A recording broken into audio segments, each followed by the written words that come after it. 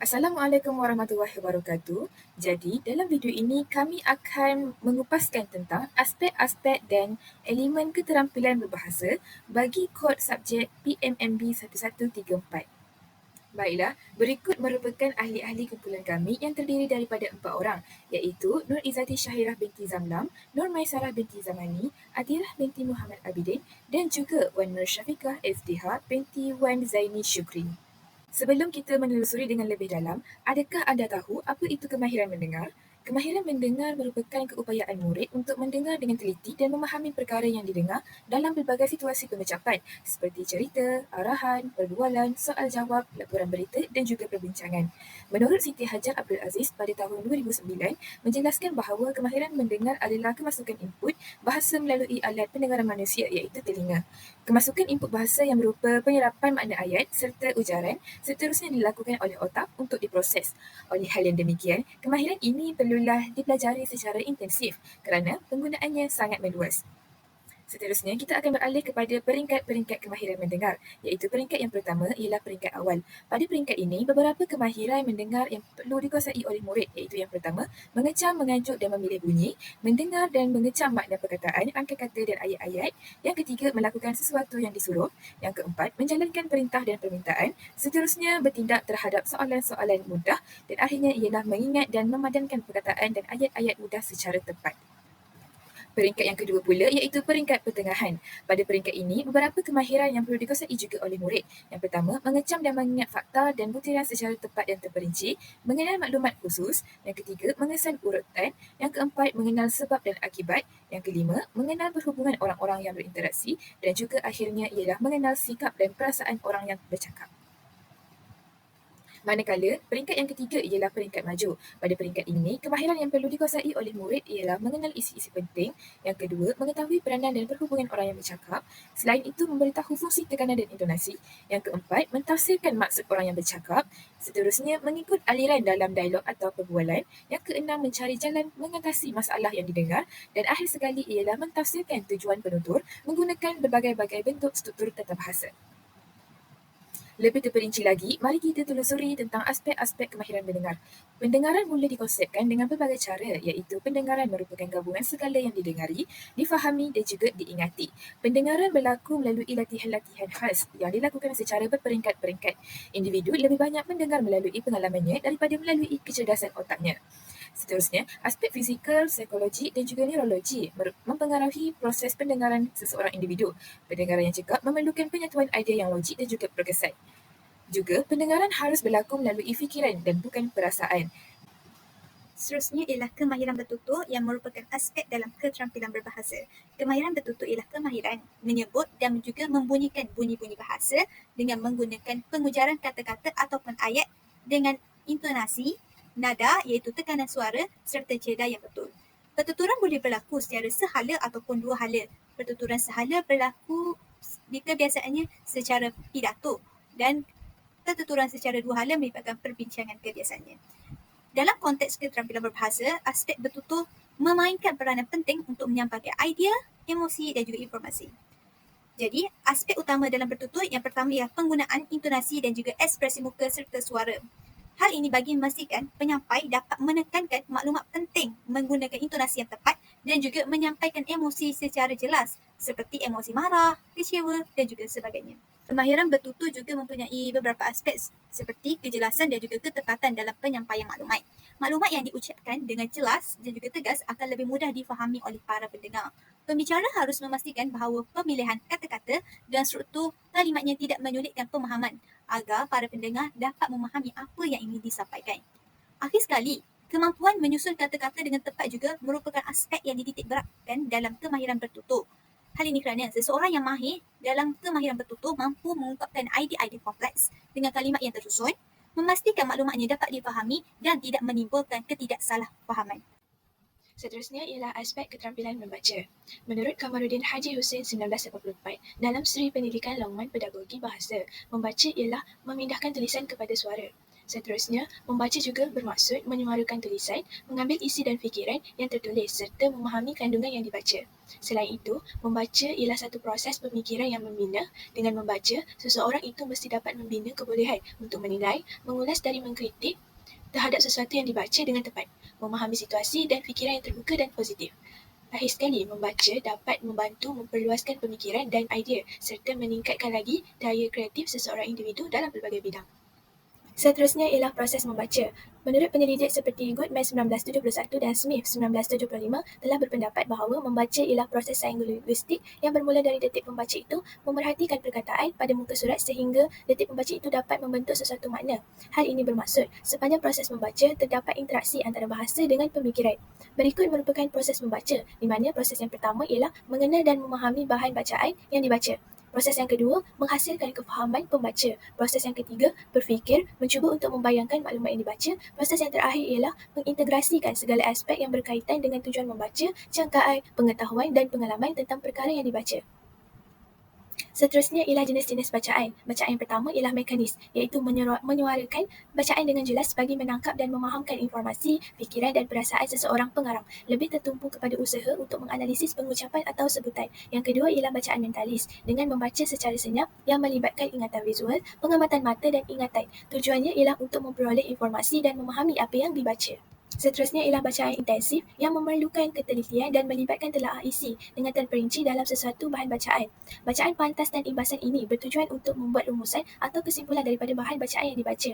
Akhir sekali ialah bahan bacaan ekstensif, iaitu tinjauan yang dilakukan sebelum memulakan sesuatu bacaan. Contohnya memeriksa tajuk, isi kandungan serta rujukan terlebih dahulu. Yang seterusnya ialah sekilas untuk mendapatkan maklumat dan penerangan dengan serta-merta. Akhir sekali dangkal untuk mendapatkan pemahaman yang dangkal, iaitu bersifat luaran atau tidak mendalam daripada sesuatu bahan bacaan. Hal ini untuk memetik isi-isi yang penting. Apakah kemahiran menulis? Definisi menulis menurut Kamus Dewan edisi keempat ialah mencatat kata-kata dengan huruf dan memakai pena seperti kalam, kapur, pensel dan lain-lain. Di samping itu, menulis juga bermaksud melahirkan perasaan. Kemahiran menulis ialah kemahiran yang terakhir selepas kemahiran mendengar, bertutur dan membaca telah dikuasai oleh seseorang individu. Secara kesimpulannya, menulis bermaksud kegiatan simbol-simbol grafik yang disusun atur berdasarkan pertuturan yang membentuk perkataan. Seterusnya, disusun menjadi ayat-ayat. Tulisan pula merupakan bahasa yang bertulis dengan lambang-lambang bunyi di samping sebagai alat untuk melahirkan fikiran dan perasaan. Terdapat 3 peringkat dalam kemahiran menulis. Yang pertama ialah pra-menulis. Peringkat pra-menulis ialah tempoh masa murid-murid disediakan dengan aktiviti-aktiviti menulis sebelum mereka dapat menulis huruf-huruf dengan kemas dan betul. Baiklah, seterusnya saya akan menerangkan apa itu SKPMG2. Pada 2017, SKPM dikenali sebagai SKPMG2 yang merupakan Standard Kualiti Pendidikan Malaysia Gelombang 2 yang selaras dengan pelaksanaan Pelan Pembangunan Pendidikan Malaysia 2013 hingga 2025. SKPM ditambah baik bagi meningkatkan keberkesanan pengurusan dan pengajaran. Penambahbaikan kepada SKPMG2 adalah bertujuan untuk meningkatkan kualiti dan juga menyesuaikan SKPM dengan perkembangan pendidikan semasa. Instrumen SKPMG2 berorientasikan tindakan, mementingkan kualiti pendidikan dan berasaskan evidence. Kita beralih kepada elemen keterampilan berbahasa dari segi SKPMG 2. Standard 1 ialah kepimpinan. Standard kepimpinan ialah memfokuskan kepada seorang pemimpin yang meneraju sesebuah organisasi, sekolah dan sebagainya. Standard kepimpinan ini mempunyai 3 aspek, iaitu pengetua dan guru besar sebagai peneraju, pengetua dan guru besar sebagai pembimbing dan pengetua dan guru besar sebagai pendorong. Perkara ini membawa maksud pengetua dan guru besar ialah seorang pemimpin di sekolah. Jadi, mereka bertanggungjawab untuk meneraju sekolah tersebut supaya menjadi lebih baik dan berkualiti. Selain itu, mereka juga harus membimbing dan mendorong guru-guru untuk melakukan proses pengajaran dan pembelajaran secara berkesan. Standard kedua ialah pengurusan organisasi, iaitu organisasi sekolah diurus secara cekap dengan mengambil kira potensi dan keperluan warga sekolah, kemudahan sumber dalaman dan luaran untuk meningkatkan keberkesanan pengoperasian sekolah. Pengurusan organisasi mempunyai beberapa elemen. Yang pertama ialah pengurusan sumber manusia, pengurusan aset, pengurusan kewangan, pengurusan sumber pendidikan, iklim, pengurusan perpaduan dan permuafakatan strategik.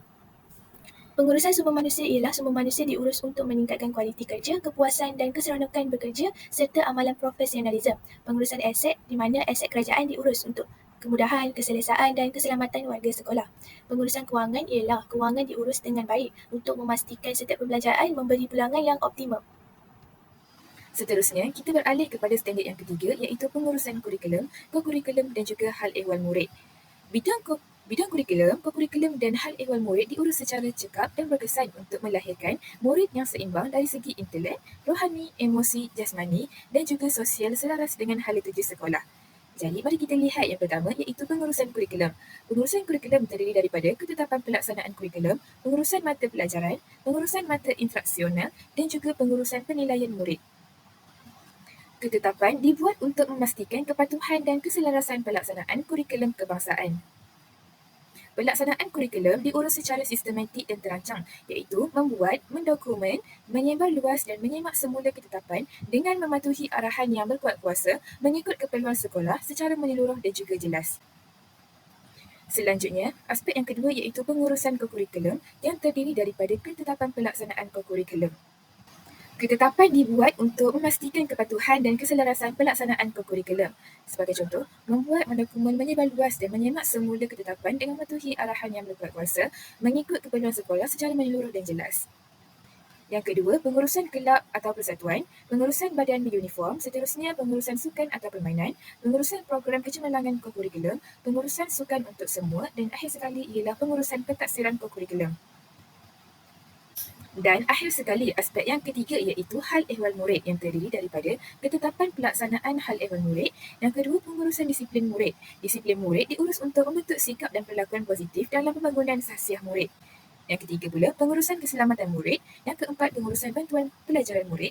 Yang kelima, pengurusan bantuan pelajaran murid. Dan yang keenam, pengurusan perkhidmatan, bimbingan dan kaunseling. Seterusnya, standard keempat yang terdapat dalam SKPMG 2 ialah pembelajaran dan pemudahcaraan (PTPC). Ianya merujuk kepada peranan seorang guru di mana yang pertama, guru sebagai perancang, yang kedua, guru sebagai pengawal, yang ketiga, guru sebagai pembimbing, yang keempat, guru sebagai pendorong dan akhir sekali, guru sebagai penilai. Yang pertama sekali ialah guru sebagai perancang, di mana guru perlu merancang aktiviti pembelajaran harian yang akan dilakukan di dalam kelas. Oleh itu, terwujudnya rancangan pengajaran harian itu RPH untuk membantu guru-guru melaksanakan aktiviti aktiviti yang sesuai dengan pelajar agar pelajar dapat memahami apa yang dipelajari. Yang kedua ialah guru sebagai pengawal, di mana guru haruslah bijak untuk mengawal aktiviti pembelajaran di dalam kelas secara profesional dan tersusun, di mana guru perlulah mengawasi tingkah laku dan perlakuan murid-murid. Guru pun juga perlu mewujudkan suasana persekitaran yang menyeronokkan di dalam kelas agar murid-murid berasa seronok untuk belajar dan ianya menyokong murid-murid untuk melakukan pembelajaran secara aktif. Guru juga perlulah bertindak sebagai pendorong, di mana guru perlu mendorong murid-murid untuk memupuk nilai dan juga etika disiplin yang baik di dalam diri, di mana guru perlulah memainkan peranan untuk membimbing murid-murid secara berhemah agar mereka dapat membentuk personaliti dan tingkah laku yang baik. Hal ini kerana gejala sosial yang berlaku melibatkan remaja semakin meningkat setiap hari. Jadi, guru perlu memainkan peranan dengan memberikan nasihat, memberikan contoh tingkah laku yang baik di hadapan pelajar dan menegur sekiranya mereka melakukan kesalahan. Akhir sekali, guru perlulah memainkan peranan sebagai penilai. Hal ini kerana murid-murid yang melakukan aktiviti di dalam kelas perlulah dinilai agar dapat diketahui tahap dan kebolehan seorang pelajar tersebut, di mana guru-guru boleh mengemukakan soalan yang menjurus ke arah pemikiran kritis dan juga kreatif dalam kalangan murid. Standard yang kelima ialah kemenjadian murid. SKPMG 2 ini sangat mementingkan kemenjadian murid dalam akademik, kokurikulum dan sahsiah murid. Dapat kita lihat di sini ialah SKPMG 2 ini mahu menjadikan murid bukan sahaja bijak tetapi mempunyai sahsiah yang tinggi. Di dalam kelas, murid bukan sahaja diajar dengan silibus pembelajaran tetapi juga diselitkan dengan nilai-nilai murni yang harus diterapkan dalam diri setiap murid. Hal ini dikatakan demikian kerana kemenjadian murid akan terbentuk apabila murid-murid mempunyai akhlak yang baik, pintar dalam kokurikulum dan kokurikulum untuk melahirkan insan dan dapat memimpin negara nanti. Sebagai penutup, kesimpulannya, aspek-aspek dan elemen keterampilan bahasa perlulah dititik beratkan dalam semua lapisan masyarakat agar mereka dapat memahami dan menguasai keterampilan bahasa secara efektif. Secara keseluruhan, aspek-aspek keterampilan bahasa meliputi pengucapan, pemahaman tentang bahasa dan penggunaan kosakata yang sesuai, di mana ia dapat meningkatkan kemampuan komunikasi dalam kehidupan seharian. Baiklah, seterusnya, mari kita lihat simulasi dalam aspek pengucapan awam. dalam siaran pertama ke arah kecilan permohon arah. Pemanas salam, pembuka kata, amal bismillah, pembuka bicara. Bismillahirrahmanirrahim. Assalamualaikum warahmatullahi wabarakatuh dan selamat pagi. Saya ucapkan kepada semua ahli majlis mesyuarat kita pada hari ini. Saya, Nur Izzati Abdul Salam, selaku pengurusi majlis mesyuarat kita pada hari ini, mengalu-alukan keterangan ahli majlis mesyuarat kita yang dihormati sekalian. Sebelum kita mulakan majlis mesyuarat kita pada hari ini, eloklah kita berkenalan terlebih dahulu kerana bakal orang tua tak kenal maka tak kita. Hari itu kita sediakan garis yang berhitam dan saya untuk kenalkan diri terlebih dahulu. Terima kasih kepada Tuan Pengerusi. Jadi, nama yang diberi ialah Nur Sarah binti Bani. Terusnya, nama saya Akhirah binti Muhammad Abidin. Dan terakhir sekali, nama saya Wan Syafiqah Iftihar di Pulau Malaysia. Okey, baiklah. Perkenalan pun sudah, berpantun pun sudah. Jadi, mari kita selusuri topik mesyuarat kita pada hari ini yang bertemakan Bantras Budi Hidup Harmoni. Sekali lagi, Bantras Budi Hidup Harmoni. Baiklah. Buat pengetahuan saudara-saudara sekalian, meskipun menginjak ke tahun 2024, isu buli masih menjadi isu besar di dada akhbar pada hari ini. Tindakan buli ini wujud di mana-mana sahaja. Bagi masa buli yang lemah, kurang keyakinan diri serta mempunyai sistem yang tidak reaktif, ia akan menjebakkan diri mereka dalam situasi yang dituju. Lebih kesian apabila mereka sendiri tidak sedar bahawa mereka sebenarnya telah pun menjadi masa buli. Fenomena buli ini boleh menjurus kepada kesan yang lebih dahsyat, iaitu yang melibatkan kematian. Bertepatan dengan tajuk kita pada hari ini, iaitu gejala buli, kunci utama mesyuarat kita pada hari ini ialah mengenai buli, jenis buli, faktor buli, kesan serta cara menangani gejala buli. Secara umumnya, tingkah laku buli ini ditafsirkan sebagai tingkah laku yang dilakukan oleh seseorang untuk mengasari orang lain. Tujuan tingkah laku buli ini adalah dilakukan untuk menunjukkan bahawa si pembuli ini lebih berkuasa dan dia akan memberikan kesan yang mendarat kepada mangsa buli sama ada dari aspek fizikal maupun psikologi. Jadi, ayolah kita selusuri terlebih dahulu contoh-contoh dan jenis-jenis buli yang terdapat pada masyarakat kita pada hari ini. Dipersilakan saudara Syafiqah. Baiklah, terima kasih kepada saudara kita. Selanjutnya, saya ingin menyentuh tentang jenis-jenis buli.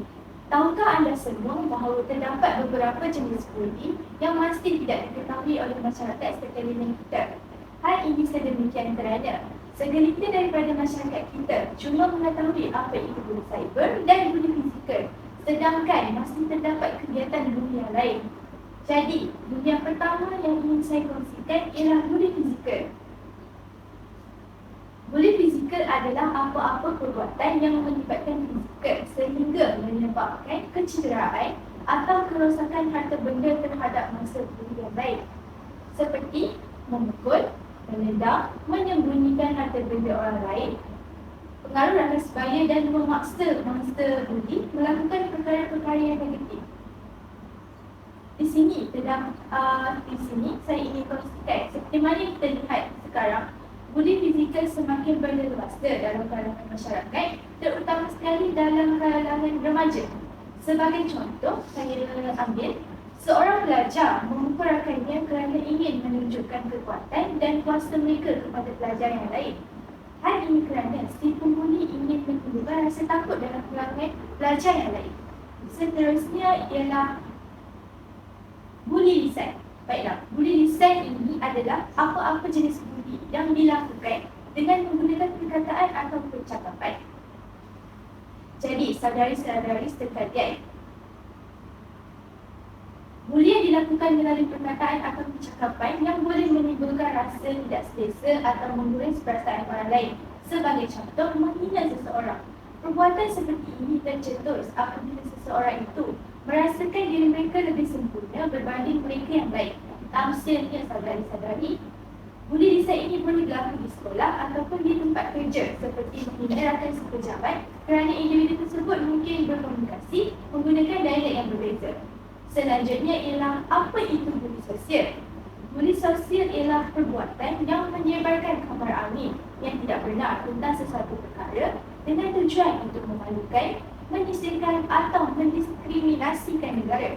Sebagai contoh, meninggalkan seseorang dengan sengaja semasa aktiviti perkumpulan, menyebarkan berita palsu serta memalukan mangsa di hadapan orang ramai.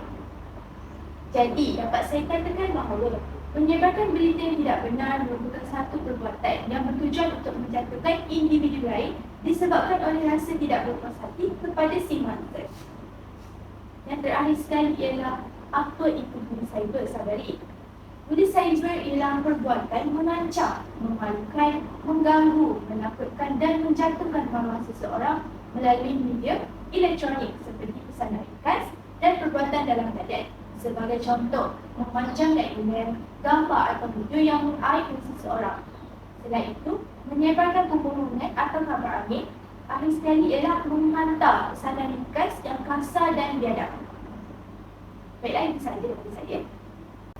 Baiklah, kita dapat simpulkan penerangan yang dibuat tadi jelas dan juga menarik tentang contoh-contoh buli yang terdapat di negara kita. Jadi, ayo kita selusuri apakah punca atau faktor-faktor yang mendorong seseorang untuk menjadi bangsa buli ataupun menjadi orang yang membuli orang lain.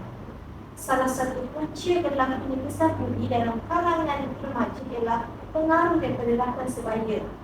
Gejala ini dikatakan berpunca daripada pengaruh rakan sebaya kerana pada zaman ini remaja-remaja lebih mengutamakan rakan yang seusia mereka berbanding ibu bapa dan guru. Malah, ibu bapa dan juga guru tidak menjadi model dalam kehidupan remaja pada hari ini. Mereka lebih percaya dengan rakan yang seusia untuk berkongsi masalah. Seterusnya, pengaruh media massa turut merupakan punca berlakunya kes-kes buli di negara kita.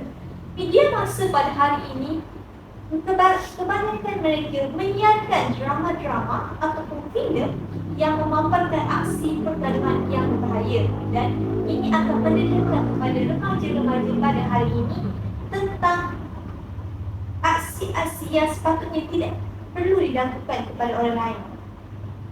Hal ini kerana remaja pada hari ini mudah terpengaruh oleh apa yang ditutuni dan mereka mudah untuk meniru aksi-aksi yang ditontonkan. Tayangan filem-filem aksi dan juga komik-komik yang dipasarkan mendapat sambutan dalam kalangan masyarakat, terutamanya golongan remaja, kerana mereka lebih cenderung untuk meniru aksi yang dilakukan. Oleh itu, pengaruh media massa juga merupakan salah satu punca berlakunya kes-kes buli di negara kita pada hari ini. Akhir sekali, saudari-saudari sekalian, kurangnya kasih sayang dalam diri para remaja pada hari ini menjadi punca berlakunya masalah buli. Hal ini demikian kerana pengabaian ibu bapa terhadap tanggungjawab mendidik anak-anak sehingga mendorong mereka mencari kebebasan di luar rumah.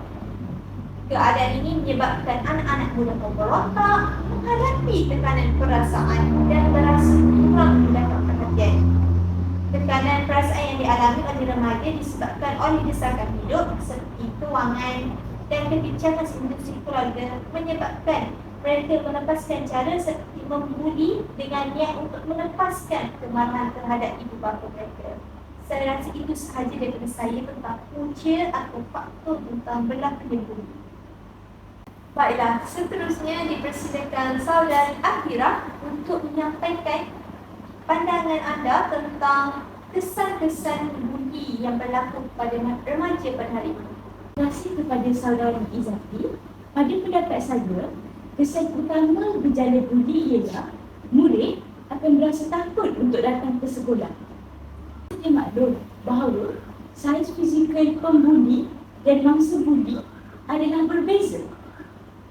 Saiz pembuli akan lebih besar sedikit berbanding dengan mangsa buli. Oleh sebab itu, mereka tidak mampu melawan kerana takut dengan pembuli. Pembuli biasanya akan menyuruh mereka melakukan sesuatu untuk kepentingan mereka sendiri. Jika mereka membantah, mereka akan didera ataupun dipukul. Ini menyebabkan mangsa buli akan merasa takut untuk datang ke sekolah lagi. Selain itu, kesan lain yang kita tidak boleh dikesampingkan ialah mangsa buli tidak dapat menumpukan sepenuh perhatian terhadap pembelajaran. Hal ini kerana mereka sentiasa memikirkan hal tersebut. Mereka akan menjadi lebih defensif dan tidak ceria. Mereka takut untuk berkomunikasi dengan guru dan rakan-rakan lain. Hal yang demikian kerana mereka telah diugut oleh pembuli untuk tidak melaporkan kejadian tersebut kepada guru. Jika mereka melakukan hal tersebut, mereka akan didera ataupun dipukul dengan lebih teruk. Akibatnya, saudari-saudari sekalian, mereka lebih gemar konten sekolah untuk tidak dibuli. Jadi, prestasi akademik mereka akan jatuh dan gagal dalam peperiksaan. Apa yang lagi teruk, saudari-saudari sekalian, gejala buli yang keterlaluan boleh menyebabkan mangsa bertindak untuk membunuh diri. Sudah terang lagi bersungguh, mangsa buli biasanya akan mengalami trauma dan ketakutan sepanjang masa. Kita boleh lihat kini telah banyak pada dalil-dalil akhbar tentang kes bunuh diri akibat buli. Perkara ini menggambarkan bahawa kes buli yang keterlaluan boleh menyebabkan mangsa buli hilang pertimbangan dan kewarasan sehingga tergamak untuk menamatkan nyawa mereka sendiri. Itu sahaja daripada saya. Baiklah, penerangan yang jelas dan juga tepat mengenai kesan-kesan gejala buli kepada remaja pada hari ini. Seterusnya, kita akan selusuri bagaimanakah langkah-langkah ataupun cara-cara untuk menangani gejala buli dalam kalangan remaja. Kita dipersilakan Saudari Marsarah untuk membentangkan hujah anda. Baiklah, terima kasih kepada saudari Izzati iaitu pengerusi kita bagi mesyuarat ini. Alhamdulillah, tibalah giliran saya untuk mengupaskan tentang langkah-langkah untuk menangani masalah buli. Seperti yang kita tahu, masalah buli di sekolah patut ditangani dengan segera supaya tidak menjadi barah yang akan merosakkan pelajar dan sistem persekolahan. Terdapat beberapa langkah yang boleh diambil dalam menangani gejala buli ini dalam kalangan pelajar sekolah. Iaitu yang pertama, daripada aspek ibu bapa perlu memainkan peranan utama dalam memberi pendidikan awal kepada kanak-kanak sama ada dalam bentuk nasihat dan contoh yang baik. Seperti yang kita maklum, kebanyakan masa anak-anak dihabiskan bersama ibu bapa di rumah. Oleh hal yang demikian, ibu bapa juga mesti menunjukkan contoh yang teladan yang baik kepada anak-anak pada setiap masa. Malah, pendidikan berbentuk agama juga penting untuk diterapkan kepada anak-anak agar mereka dapat berkelakuan baik dengan siapa sahaja mereka berjumpa. Di samping itu, teguran secara berhikmah juga wajar dilakukan kepada anak-anak yang berkelakuan negatif sejak kecil lagi agar mereka dapat mengetahui tentang perbuatan positif yang perlu dilakukan. Baiklah, itu aspek yang pertama. Aspek yang kedua pula, peranan media massa. Peranan media massa juga amat penting dalam mendorong masalah buli dalam kalangan pelajar. Kuasa media massa dalam mengaruhi minat baca memang tidak dapat disangkal lagi. Banyak rencana-rencana yang dapat memberi kesedaran kepada pembaca. Khasnya, murid sekolah boleh disiarkan dalam media massa itu. Media elektronik pula boleh menyiarkan berita keburukan buli kepada murid dan juga ibu bapa. Dengan ini, murid-murid dapat memberi atau mendapat kesedaran tentang apa itu impak negatif daripada isu gejala buli ini. Oleh itu, pihak media massa mestilah sedar tanggungjawab sosial mereka untuk menangani masalah buli ini. Seterusnya, saya akan beralih kepada aspek yang ketiga. Di samping itu, pihak sekolah juga memainkan peranan yang penting dalam membendung juga gejala buli ini. Hal ini dikatakan demikian kerana apabila seorang pelajar berada di sekolah, mereka terikat dengan undang-undang dan peraturan sekolah. Sebagai contoh, murid perlu diingatkan tentang keburukan amalan buli terhadap diri sendiri dan juga pihak yang lain. Murid-murid yang didapati melakukan amalan buli ini hendaklah segera diberi kaunseling dan pihak sekolah hendaklah memanggil ipar mereka yang berkenaan. Selain itu, pihak pentadbiran sekolah tidak wajar menyembunyikan kes buli dalam kalangan murid daripada pengetahuan pihak Jabatan Pelajaran agar dapat diambil tindakan dengan segera. Baiklah, akhir sekali, pelajar-pelajar perlu memilih kawan yang baik. Ini penting kerana rakan sebaya juga boleh mempengaruhi tingkah laku seseorang murid. Pelajar perlu diberi kesedaran tentang ciri-ciri rakan sebaya yang baik. Pelajar juga perlu mengelakkan diri daripada berkawan dengan pelajar yang nakal dan mempunyai tahap disiplin yang rendah. Kesimpulannya, semua pihak perlulah berganding bahu supaya masalah buli di sekolah ini dapat diatasi dengan segera. Itu sahaja ujaran saya pada hari ini. Saya serahkan mesyuarat kita kepada saudara pengerusi. Dipersilakan. Terima kasih saudari Masarah atas hujah yang diberikan. Seterusnya saya dipersilakan saudari Syafiqah untuk membentangkan apa rumusan daripada topik mesyuarat kita pada hari ini. Dipersilakan. Baiklah, terima kasih kepada saudari Izzati. Nampaknya saudari-saudari sekalian, kita sudah sampai ke penghujung perbincangan pada hari ini. Akhir kata, secara holistiknya, dapat kita simpulkan bahawa buli merupakan salah satu jenayah yang semakin berlanjutan dalam kalangan masyarakat. Namun begitu, sebagai insan yang bertanggungjawab, kita seyogianya menghentikan kegiatan buli ini dengan cara memupuk sikap saling hormat menghormati sesama masyarakat tanpa mengira umur dan bangsa. Sikap saling hormat menghormati pasti dapat membentuk suasana yang harmoni dan hubungan yang erat. Secara tegasnya, masyarakat kita mestilah saling bekerjasama untuk membendung jenayah buli ini daripada berlanjutan. Seperti hati gajah sama dilapah, hati kuman sama dicecah.